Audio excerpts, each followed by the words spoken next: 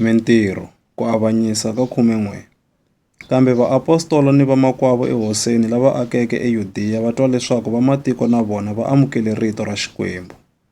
Ku te loko Petro a tlhandlukele eYerusalema, lava a va tsakela swa ku yimba va tengisana na yena va ku, "Wena u nghene eka vavanuna lava nga yimbangiki, u dya na vona."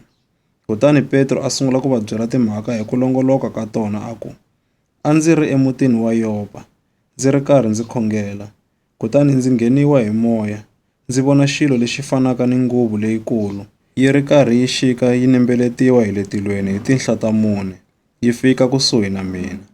Loko ndzi langutisisa swinene endzeni ka yona, ndzi vona swifuwo swo famba hi milenge ni mavoko, ni swiharhi, ni leswi kokovaka, ni leswi hahaka empfhukeni.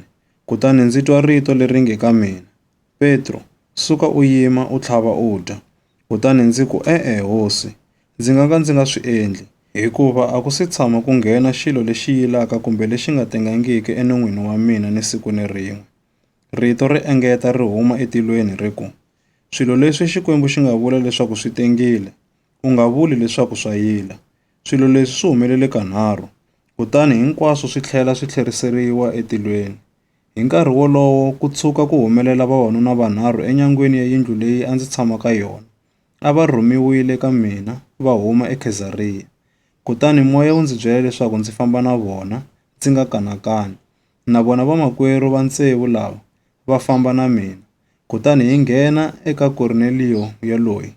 Kava loko a hi byela hi laha a voneke ntsumi endlwini ya yena yi yimile yi ku, rhuma vanhu va ya eYopa, va ya vitana Simoni loyi va nge i Petro. Hi yena la nga ta ku byela timhaka leti u nga ta ponisiwa ha tona, wena ni va ndyangu va wena hinkwavo. Loko ndzi sungula ku vulavula, moya lowo kwetsima wu ta ehenhla ka vona, hi mukhuva lowu wu nga ta ha wona ni le henhla ka hina ekusunguleni. Kutani ndzi anakanya rito ra hosi leri nge, Yohana u khuvurile hi mati, kambe n'wina mi ta khuvuriwa hi moya lowo kwetsima. Kutani ke, leswi Xikwembu xi va nyikeke nyiko leyi fanaka ni leyi hi nga yi kuma hina, hi ku pfumela eka Hosi Yesu Kreste. Xana a ndzi ri mani mina ku alela Xikwembu xana?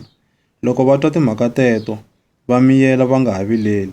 Kutani va dzunisa Xikwembu va ku, loko swi ri tano, na vona vamatiko Xikwembu xi va nyikile ku hundzuka loku yisaka evuton'wini. Loko va ri lava a va hangalasiwile hi ku xanisiwa loku nga humelela enkarhini wa ku dlawa ka Stefano, va hundzela emahlweni ku ya fika eFenikiya, ni le Kipra, ni le Antiyoka, va ri karhi va dyondzisa rito eka Vayuda ntsena. Kambe van'wana va vona, va nga vavanuna lava humeke eKipra ni le Kirena, loko va fika le Antiyoka, va vula rito ni le ka Vagriki, va va tivisa evhangeli ya Hosi Yesu. Matimba ya hosi a ma ri na vona, kutani vanhu lavo tala va pfumela, va hundzukela ka hosi. Ku te loko mahungu ya timhaka teto ma ya fika etindleveni ta kereke ya le Yerusalema, ku rhumiwa Barinaba leswaku a ya eAntiyoka. Loko a fika kona, ni loko a vona leswi tintswalo ta Xikwembu ti tirheke swona, a tsaka. Kutani a va khongotela hinkwavo ku namarhela hosi ni ku yi chivirikela hi mbilu. Barinaba a ri wanuna lonene, la teleke moya lowo kwetsima ni ku pfumela. Kutani ntshungu lowukulu wu engeteriwa entlawini wa hosi. Kava loko Barinaba a ya eTarso ku ya lava Sawulo. Ku te loko a n'wi kumile, a vuya na yena eAntiyoka. Va hlengeletana ni kereke lembe hinkwaro, va ri karhi va dyondzisa ntshungu lowukulu. Emutini wa Antiyoka, hi kona laha vadyondzisiwa va nga sungula ku vuriwa Vakreste kona. Emasikwini walawo, vaprofeta va rhelela hi le Yerusalema va ta eAntiyoka. Un'wana wa vona, loyi a va ku i Agabo, a suka a yima, a tivisa hi matimba ya moya leswaku ndlala leyikulu yi ta wa emisaveni hinkwayo, kunene yi humelele enkarhini wa hosi Klawudiyo.